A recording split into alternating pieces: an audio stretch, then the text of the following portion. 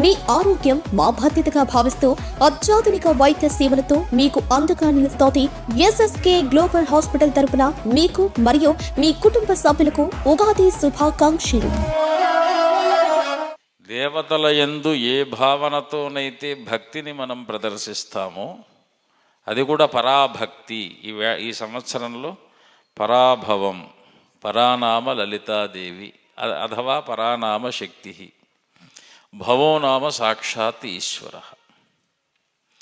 కాబట్టి శివశక్త్యా యుక్తో యది భవతి శక్తః ప్రభవితుం అని శంకర భగవత్పాదులు చెప్పారు.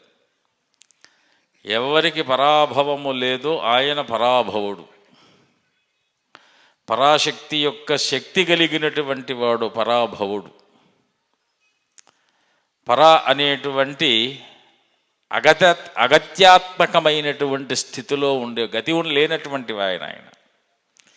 గతులు అంటే మనకు అనేక గతులు ఉన్నాయి. ఉత్తమ గతులు, అధమ గతులు, జన్మగతులు, జన్మాంతర గతులు, ఇలాంటివి. ఇవి ఏవీ లేనటువంటి వాడు పరాగతి, పరాభవుడు. పరాభవమే లేనటువంటి వాడు పరాభవుడు. కాబట్టి పరా అనేటువంటి శబ్దంలో ఎట్లా ఉందంటే శక్తి శివయుక్త పరాభవ, పరే భవతి అంటే భవమునందు ఎవరైతే దాగి ఉన్నారో అది పరాభవం. అది అవమానంగా తీసుకోకూడదు, దాన్ని మనము శక్తిగా తీసుకోవాలి. ఎప్పుడు శక్తిహీనతో అప్పుడు పరాభవం. అందుకే సిద్ధ్యసిద్ధ్యో సమే భూత్వా లాభాలాభౌ జయాజయౌ. కాబట్టి మనకు సిద్ధులు అవుతాయా, దేవుడి పూజ చేస్తే ఫలితం వస్తుందా, లేకపోతే కార్యాకార్యముల యందు మనకు లాభాలాభములు ఉంటాయా, లేదు అంటే జయాపజయాలు ఉంటాయా, ఇవన్నీ కూడా మనం పట్టించుకోవాల్సిన అవసరం లేదని చెప్పేటువంటి గీతాశాస్త్రం ఏం చెప్తోంది? నన్ను నమ్ముకున్న వాడికి వాటితో పని లేదని చెప్తోంది. నన్ను నమ్ముకొని వాడు తన స్వసామర్థ్యం మీద బతికేటువంటి వాడికి అన్నీ కావాలి అంట. స్వసామర్థ్యం ఎంతకాలం ఉంటుంది? నిద్రలో ఉండదు, నిద్ర లేచినప్పుడు ఉండదు, ఆకలి వేసినప్పుడు ఉండదు, ఏడిచినప్పుడు ఉండదు, ఏడుపు ఎదురైనప్పుడు ఉండదు, బలం తగ్గినప్పుడు ఉండదు, ముసలితనంలో ఉండదు, యవ్వనంలో ఉండదు, ప్రాయ వయస్సులో ఉండదు, బాల్య వయస్సులో ఉండదు, ధనం వచ్చినప్పుడు ఉండదు, ఆనందం వచ్చినప్పుడు ఉండదు, మరణం వచ్చినప్పుడు ఉండదు. వేదాంతం చెప్తున్నటువంటి మాట, ఎప్పుడయ్యా నీ దగ్గర ఉండేది బలం చెప్పండి. ఎందుకంటే స్వసామర్థ్యం అనేటువంటిది నీలో పుట్టించేవాడు పరమాత్మ. అందుకే ఆత్మను మనం ఎప్పుడూ కూడా మేలు కొలుపుతూ ఉండాలి. మేలు కొలుపు, అదే ఉగాది. మా రమేష్ శర్మ గారు ఒక మాట అంటూ ఉగాదికి యుగాది అన్నారు. యుగము అంటే పంచలక్షణ సమ్మిశ్రితమైనటువంటి ఆద్యకాలం ఉగాది. పంచలక్షణములు అంటే తిథి, వార, నక్షత్ర, లగ్న, యోగము, కరణము. కాబట్టి ఈ ఐదింటి యొక్క ఆద్యకాలము ఉగాది. కాబట్టి పాడ్యమే కావాలి, అందులో మాస ఆరంభం కావాలి, తిథి వారములు కూడా ఆరంభమై ఉండాలి, కరణములు ఆరంభమై ఉండాలి, అన్నీ కూడా ప్రథమ గడియ లక్షణంతో ముడిపడేదై ఉండాలి. ఇవన్నీ ఎప్పుడైతే ఒకటి ఒకటి ఒకటి ఒకటి ఒకటి కలుస్తూ వస్తుందో అక్కడ మనం ఉగాది అంటున్నాం.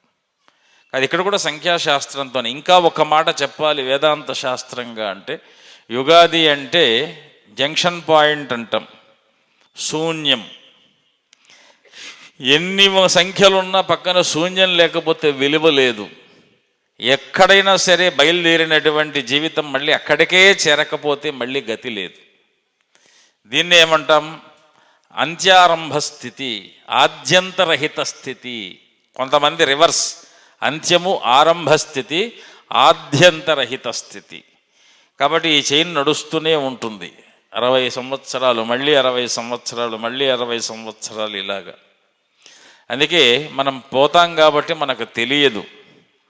పోయే లోపల మనం ఏం చేశామో తెలుసుకోవటానికి ప్రతి పండగను ఆచరించాలి. పోయిన తర్వాత తెలపటానికి ఎవరూ లేరు. కాబట్టి ఉన్నవాళ్ళే మనకు తెలపాలి. మళ్ళీ జన్మ వచ్చినప్పటికీ ఎవరు తెలుపుతున్నారు అంటే మనము ద్వారా వదలబడినటువంటి స్మృతి తర్వాత తరానికి మనము మళ్ళీ లోకంలోకి వస్తే మనకు తెలియజేస్తున్నది. దీన్నే శృతి స్మృతి అన్నారు. అది శృతి స్మృతులన్నీ కూడా మనము చేయబడినటువంటి కర్మ ఫలములు, ఎదుటివారికి నేర్పబడినటువంటి కర్మ ఫలములు మరల మనకు నరజన్మ వచ్చినప్పుడు దాన్ని శృతిగా స్మృతిగా చేసి పురాణంలా చెప్పబడేటువంటి గురుతత్వములు ఏవైతే ఉన్నాయో దాన్నే శృతి స్మృతి పురాణానాం. ఇవన్నీ కలిపినటువంటి తత్వాన్ని చెప్పేటువంటిది ఆలయం కరుణాలయం నమామి భగవత్పాద శంకరం లోకశంకరం. కాబట్టి శంకరుల వారు ఏం చేస్తున్నారు అంటే శృతి, వేదాన్ని, స్మృతి, ధర్మాన్ని, తద్విధానమైనటువంటి కాలయోగాన్ని పురాణముగా అనుసంధింపచేసి మనం ఏం చెయ్యాలి అనేటువంటి విషయాన్ని చెబుతూ, నాయన అశాశ్వతమైనటువంటి జీవితము యందు ఆశ పెట్టుకోకుండా ఫలితాపేక్ష లేనటువంటి కర్మయందు నువ్వు నిమగ్నుడై ఉంటే నీ జీవితం చరితార్థమవుతుంది అని వివేక చూడామణిలో మనిషి గురించి ఒక మాట అంటూ అది చెప్పేసి ఈవేళ ఆశీర్వచనం చేస్తాం. శబ్దాదిభి పంచభిరేవ పంచత్వమాపుస్వగుణేన బద్ధాః కురంగమాతంగ పతంగమీనా భృంగా నరః పంచభిరంచితః కిం అన్నారు. నాయనా శబ్దాది, శబ్ద స్పర్శ రూప రసగంధములనేటువంటి 5 విషయాలు ఉన్నాయ్యా. చెవితో వినేవి, కంటితో చూసేవి, ముక్కుతో పీల్చేవి, నోటితో తినేవి, స్పర్శతో అనుభవించేటివి శబ్దస్పర్శ రూప రసగంధములు. పాపం ప్రకృతిలో ఉండేటువంటి 5 జీవులు ఒక్కొక్క దానికే వ్యసనమై బానిసయి ప్రాణాలు పోగొట్టుకుంటున్నాయి. భృంగా నరః పంచభిరంచితః కిం. కాబట్టి కురంగ, మాతంగ, పతంగ, మీనా, భృంగ అని 5 జంతువుల పేర్లు చెప్పారు.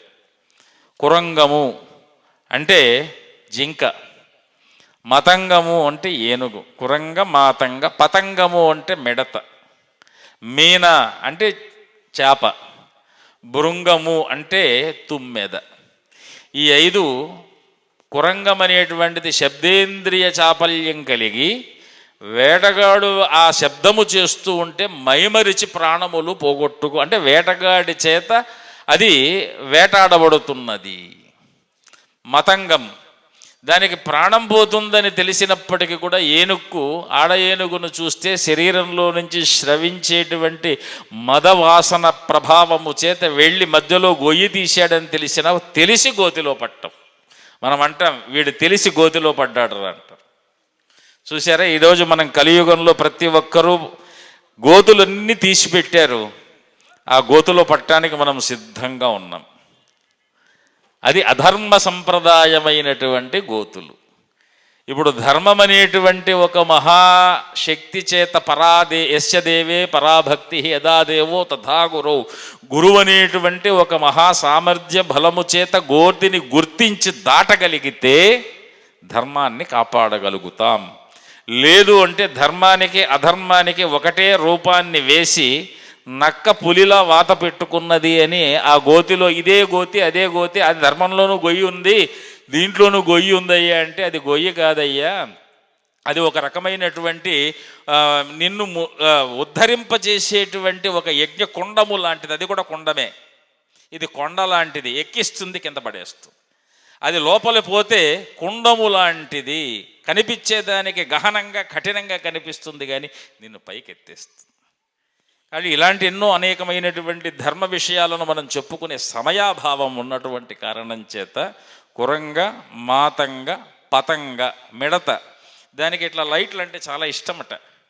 వెళ్ళి దాని చుట్టూ తిరిగి తిరిగి తిరిగి తిరిగి తిరిగి అది దక్కదని దానికి తెలిసినప్పటికీ కూడా తిరుగుతూనే ఉంటుంది. తిరిగి తిరిగి అలసిపోయి నిప్పు అయితే నిప్పులో పడి భస్మం అవుతుంది, లేదంటే కాళ్ళు చేతులు విరిగిపోయి కింద పడతాయి. అందుకే మనం తెల్లవారిపూట చూస్తే విరిగిపోయిన కాళ్ళు రెక్కలతో ఈ తుమ్మెదలన్నీ కనిపిస్తూ ఉంటాయి. శంకర భగవత్పాదులు అప్పుడే చెప్పారు, కురంగ మాతంగ పతంగ మీన.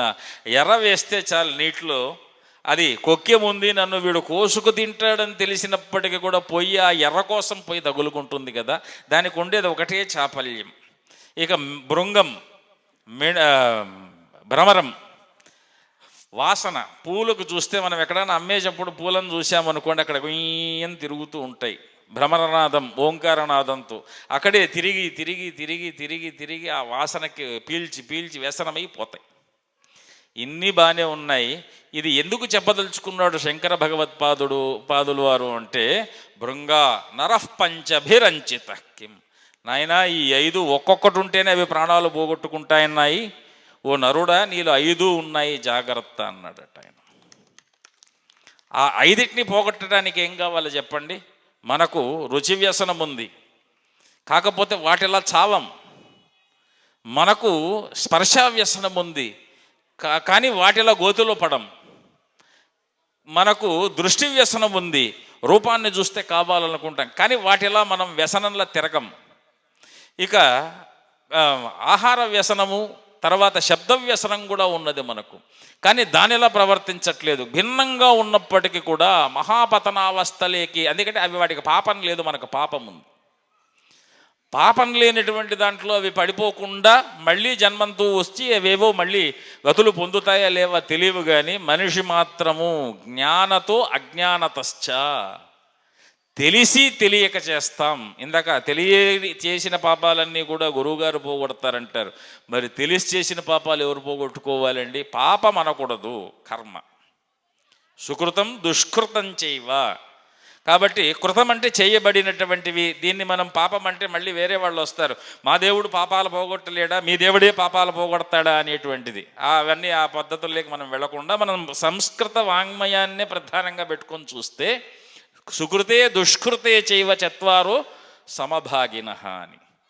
కాబట్టి దుష్కృతం, నాయన నువ్వు చేసినటువంటివేమో నీ స్మృతిలో ఉన్నవి చెప్పు, తెలియని వదిలేయి, ప్రారంధంతో ఉన్నవి. స్మృతులు ఏమున్నాయి? ఎన్నో ఉన్నాయి. దాన్నే మనం ఏమన్నాము?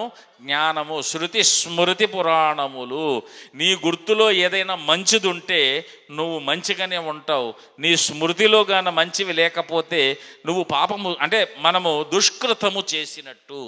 దానికి ఏం చేయాలి అంటే, అందుకే పెద్దలు మనకు 360 రోజుల్లో 220 పండగలు పెట్టారు. చూడండి భారతదేశపు, ఎందుకండి వీళ్ళకందరికీ అనేక పండగలు వస్తాయి అంటే, ప్రతి పండగలో దేవుణ్ణి చెప్పాలి, అనేక కర్మ చెప్పారు. ఒక్కొక్క దాంట్లో ఒక్కొక్క రకమైనటువంటి ప్రాయశ్చిత్త విధానం చెప్పారు. ఈవేళ ఏం ప్రాయశ్చిత్తము అంటే, పంచాంగ శ్రవణం, శతాయుర్వజ్రదేహాయ సర్వసంపత్ప్రదాయ చ సర్వవ్యాధి వినాశాయ సర్వవ్యాధి హరాయ చ నింబకం గుడభక్షణం, నింబకం దళభక్షణం. 2 రకాలు ఉన్నాయి. వేపాకు బెల్లము ఈవేళ తినటము అనేటువంటిది దేహశుద్ధి ప్రక్రియకు శతాయుర్వజ్రదేహాయ 100 సంవత్సరాల ఆయుర్దాయం కావాలండి. ఎందుకంటే ఈశావాస్యోపనిషత్తు చెప్తుంది, కుర్వన్నేవేహ కర్మాని జిజీవేత్ శతకం సమాహ. నువ్వు 100 సంవత్సరాలు బతకటానికి, కర్మ చేయటానికి నీకు ఆయుర్దాయం కావాలి. కర్మ చేయకపోతే ఆయుర్దాయం నీ దగ్గర ఉండదన్నారు తప్ప ఆయుర్దాయం పోతుందని చెప్పాలి. ఎందుకు అల్పాయుర్దాయంతో వెళ్ళిపోతున్నామంటే, కర్మ చేసేటువంటి జిజ్ఞాస మన దగ్గర లేదు.